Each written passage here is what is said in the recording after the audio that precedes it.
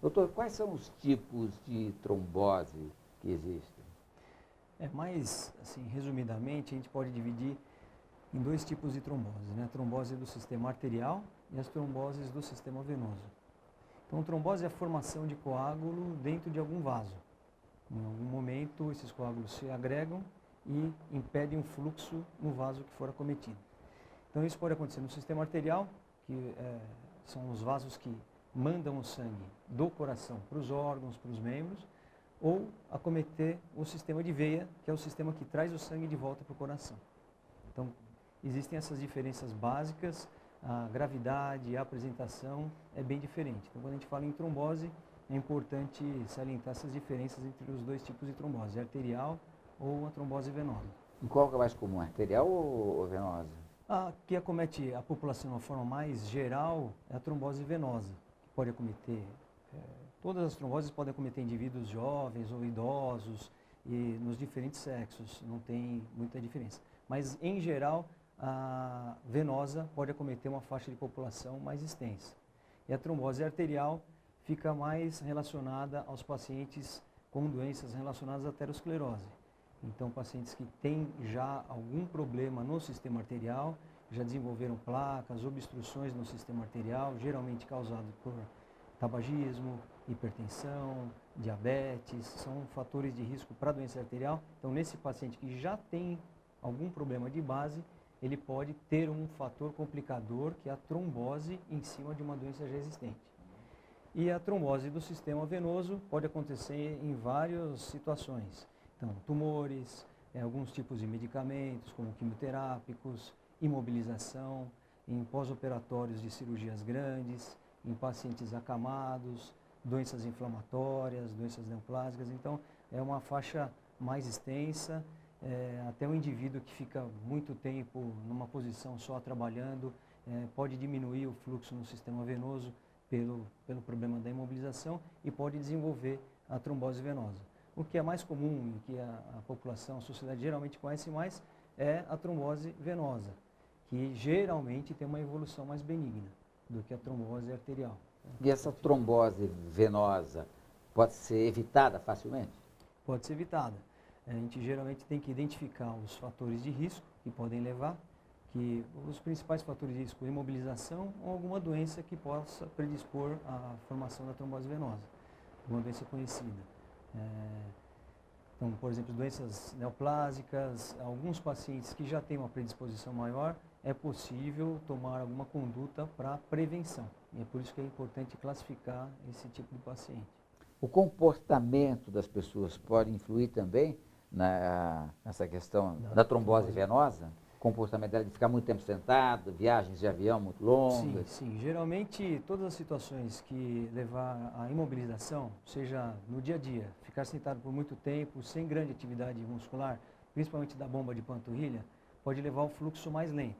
Então, por exemplo, desidratação, quem não tem o hábito de se hidratar frequentemente ou tem menos exercício com a musculatura de panturrilha, pode ficar sujeito e pode ficar exposto à trombose venosa. Tem que tomar cuidado com roupas apertadas, às vezes hábito de usar algum protetor na região do joelho, tudo que for apertado e que puder comprimir a musculatura de panturrilha, algum segmento do membro inferior ou algum segmento de outro membro, pode diminuir o retorno venoso e isso pode gerar trombose. Isso aí, tem casos que são secundários a isso aí. A gente sempre orienta a não permanecer por tempo prolongado. E o que é prolongado?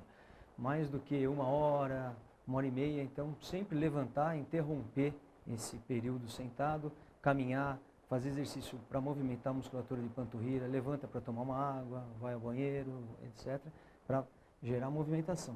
Tudo que for muita imobilização aumenta o risco da trombose venosa.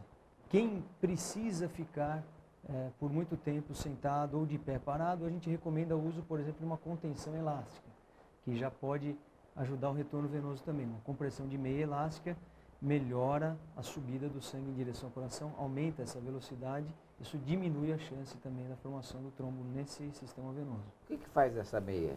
A meia comprime a musculatura, comprime a pele e não deixa existir um acúmulo do líquido, não deixa existir acúmulo do líquido na pele e no subcutâneo e diminui aquele volume sanguíneo que fica com um fluxo mais lento no interior das veias. Essas veias são comprimidas externamente, isso ajuda essa impulsão do sangue em direção ao coração. Agora, essa meia não causa um desconforto? Essa compressão não causa um desconforto em quem está usando? Geralmente é uma queixa frequente, por exemplo, nos ambientes mais quentes, a meia pode aumentar a temperatura, mas quem tem um quadro de inchaço, de desconforto, de peso, sensação de peso nas pernas no final do dia, quando passa a usar as meias, esse sintoma melhora muito. Então o paciente acaba aderindo bem ao tratamento porque nota uma melhora importante no final do dia. As pernas ficam mais leves, isso é importante.